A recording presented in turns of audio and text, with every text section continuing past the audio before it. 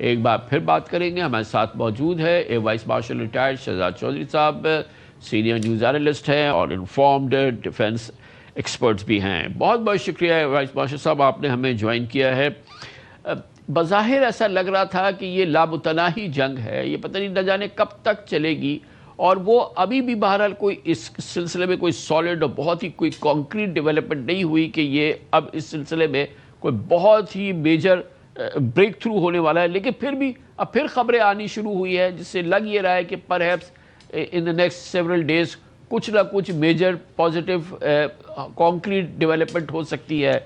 आपको कुछ अंदाज़ा है इस हवाले से, आप क्या समझते हैं? कामरान साहब, जंग तो काफ़ी अरसा हुआ रुक चुकी। जैसे आपने खुद अर्ज किया कि सेंटकॉम ईरानी अफवाज भी खामोश हैं, इसराइल भी कदरे कम से कम इस खत्ते की हद तक अब कोई एक्शन नहीं कर रहा। तो जब आप इस किस्म की सिचुएशन को देखते हैं तो आप देखते हैं तो फिर उसके बाद क्या इसमें रुकावट क्या है जिस चीज़ ने इस मामले को किसी जगह पे पहुंचने नहीं देती, किसी सोल्यूशन पे आने नहीं देती। अमेरिका के अंदर इसे अनईजी स्टेलमेट कहा जा रहा है। उसकी वजूहात उसके अपने अंदरूनी मामलात भी हो सकते हैं, लेकिन मामलात को अगर आप खोल के देखें तो आज भी सैंक्शंस का मामला वही है। आज भी ईरान की एसेट्स रिकवर होने हैं और जो उसको नहीं हो पा रहे। आज भी हुर्मुज खुलनी है और नहीं खुल पा रही, या खोली नहीं जा रही। तो यानी ये तीन बड़े मामले, और चौथा सबसे बढ़ के जो मामला था वो ये था कि एनरिचमेंट का, कि ईरान फिर से दोबारा से एनरिचमेंट की तरफ नहीं जाएगा। ये मामला अपनी जगह पे आज भी कायम है। पहले दिन से जिस से मैं कह रहा हूं कि इन सब का आपस में ताल्लुक है, बाहमी ताल्लुक है। अब जो आज आपने देखा कि कतरी वजीर खारजा और प्राइम मिनिस्टर पहुंचे, तो मोस्ट लाइकली, और उससे पहले हमारे अपने फील्ड मार्शल वहां पे गए और इन्होंने फिर से उसको रिजुविनेट किया इस तमाम चीज को कि ये किसी ना किसी तरफ अब लगे, क्योंकि लोकल सियासत, लोकल ट्रेड, लोकल प्रॉब्लम्स बढ़ते जाएंगे अगर ईरान अपने मामलात को किस तरीके से सुलझाएगा नहीं, जिस तरीके से कि वो अपने आप को बंद गली में डाल चुका है। जिद और अना उस हद तक नहीं जानी चाहिए जहां पर अपना नुकसान करना शुरू कर दें। आपको सैंक्शन से रिलीफ चाहिए था, बहुत अहम था ईरान के लिए कि मेन स्ट्रीम में वापस आता।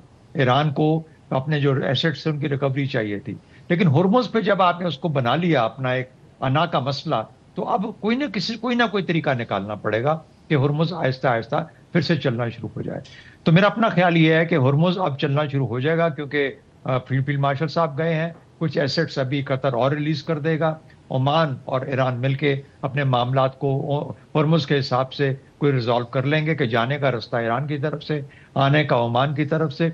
यानी कुछ ना कुछ, जैसे कहते हैं कि फेस सेविंग ईरान के लिए क्रिएट हो रही है। अभी भी उसके बड़े मसले फिर अपनी जगह पे कायम है। सैंक्शंस कब हटेंगी, ईरान वापस कब आएगा मेन स्ट्रीम के अंदर, दुनिया के साथ कब जुड़ेगा, ये चीजें हैं, और उसके लोगों को रिलीफ मिलना कब शुरू होगा। तो मेरा अपना ख्याल यह है कि ईरान के लिए मामलात वहीं खड़े हैं। बेशक अमेरिका के लिए भी मुश्किलात हैं जिनका ताल्लुक अंदरूनी है, उसकी अपनी सियासत से और उसकी अपनी मईशत से। मगर ये जो फील्ड मार्शल साहब गए थे और वहाँ पर उनकी जो रहबर आला के इस वक्त सबसे इम्पोर्टेंट रिप्रेजेंटेटिव है मोहसिन रज़ाई, जो कि अभी जिनकी अपॉइंटमेंट फिर उन्होंने की है, वो इस की पर्सन है। और कहा ही जाता है कि अल अरबिया ने रिपोर्ट किया है कि वो बड़ी मीटिंग जो थी वो बहुत ही इम्पोर्टेंट मीटिंग थी, और जिसके बाद अब हमने देखा कि खुद ईरानियन प्रेसिडेंट के ऑफिस ने भी कहा कि बड़ी मेजर डेवलपमेंट हुई है और बड़ी मेजर ब्रेक थ्रू की बात की उन्होंने।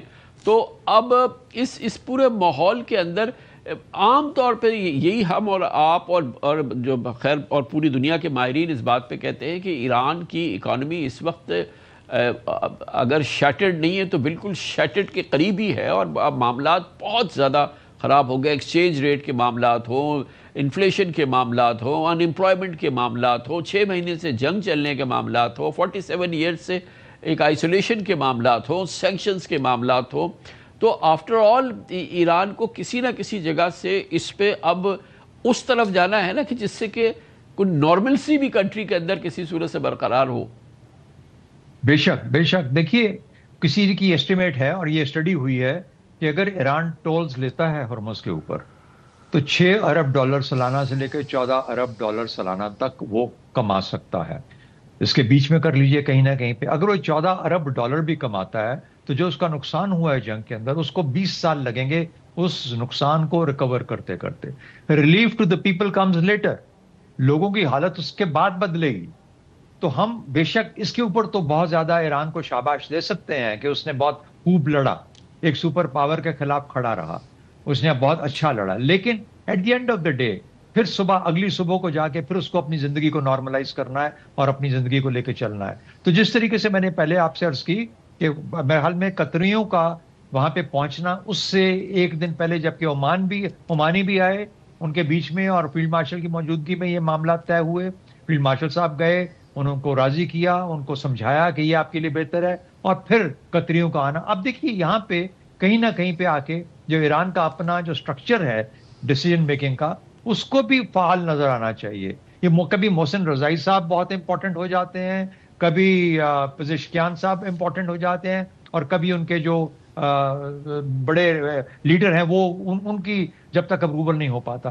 तो इस तरीके से ईरान का चलना मुश्किल हो जाएगा। आहिस्ता आहिस्ता लोग ईरान को भूल चुके हैं, दुनिया चल पड़ी, आगे को जा चुकी है। ईरान अब मसला नहीं है, ईरान सिर्फ अपने लिए मसला बन के रह गया है। हाँ, छोटे मुल्क हम जैसे एशिया के, जापान, साउथ कोरिया, चाइना के पास आज भी स्ट्रेटेजिक स्टॉक्स बेशुमार हैं, वो ऐसा ऐसा खरीदना शुरू करेगा। सर्दियों में आने वाली हैं, लोगों को गैस की, तेल की जलाने की जरूरत पेश आएगी, शायद मुश्किलात और बढ़े। लोगों को ये ख्याल आएगा कि शायद ओवर अ लॉन्ग रन हमारी जो इकोनॉमीज है रिसेशन की तरफ जा सकती हैं। ये बाद के आने वाले साल 2 साल के मसले हैं, लेकिन आज ईरान अपने आप को खोता जा रहा है अगर ईरान वक्त पे फैसले नहीं करता। मेरी नजर के अंदर ईरान उस जगह इसको पहचानता है, लेकिन वो एक छोटी सी जो जिद है कि ये जो हुर्मुज वाली, मेरा ख्याल है उसके ऊपर कोई रास्ता तलाश उन्होंने कर लिया है, और बेहतर है कि कर लिया है, क्योंकि आहिस्ता आहिस्ता दुनिया हुर्मुज को भी भूलेगी, ईरान को भी भूलेगी, मामलात नॉर्मलाइज होंगे, और फिर ईरान कोशिश करे कि इससे मैक्सिमाइज करे अपने एडवांटेजेस को, बजाय इसके कि एक भूले हुए मुल्क की तरह फिर से अपने आप को इंपॉर्टेंस देने के लिए कोई इसको वैल्यू किसी और तरीके से क्रिएट करनी पड़े, जो कि बहुत अच्छी या बहुत doesn't go along with the rest of the world. और अब एमाज साहब, गम चाहे पूरी दुनिया की हम बात कर रहे हो, मेजर ग्लोबल पावर्स की बात कर रहे हो, मिडल ईस्ट की बात कर रहे हो, खुद ईरान और यूएस की बात कर रहे हो, तो अब सिवाय इसके कि किसी न किसी सूरत से इस चीज़ के मसले का हल ढूंढा जाए, और अब या जिसका कि हल मौजूद है इस्लामाबाद एमओयू की शक्ल में, वो किसी सूरत से उसकी रिहेबिलिटेशन हो जाए, वो दोबारा उसको जिस फॉर्म में था उसको हम उसको अप्लाई करना शुरू कर दें, तो फिर मसले का तो हल निकल सकता है जल्द से जल्द। बिल्कुल बिल्कुल निकल सकता है। उसमें सैंक्शंस भी थी, उसके अंदर रिकवरी ऑफ एसेट्स भी था, उसके अंदर मेन स्ट्रीम होना भी था, उसके अंदर हर चीज मौजूद थी, उसके खदोखाल तमाम तौर पर मौजूद थे उस इस्लामाबाद एमओयू के अंदर। उसको सिर्फ पाया तकमील तक लेके जाना था, उसको अमल पजीर करना था।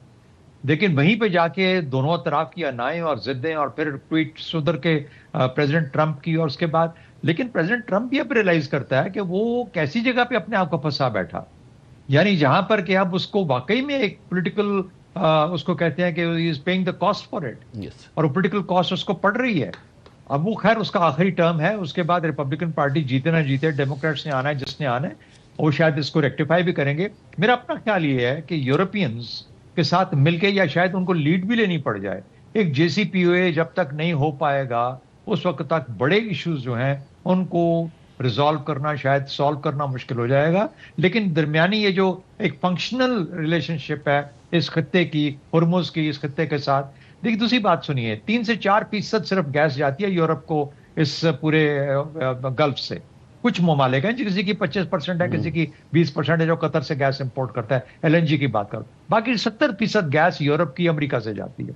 उनको परवाह ही नहीं है कि हुर्मुज बंद होता है, खुला है या बंद है या क्या है। हाँ, एक दुनिया की मार्केट की प्राइस के अंदर फर्क पड़ता है, लेकिन ये रियलाइज होना चाहिए कि ऐसा ऐसा लोग हमारे अंदर, यानी ईरान को होना चाहिए कि लोग ईरान के साथ, ईरान से अपना इंटरेस्ट लूज कर रहे हैं, और उससे पेशतर, उससे पहले जो कुछ वो हासिल करना चाहते हैं, जिस तरीके से भी कर सकते हैं उनको करना चाहिए। और उसके लिए इस्लामाबाद एमओयू बेहतरीन एक डॉक्यूमेंट है जिसको उसको बेस बनाया जा सकता है।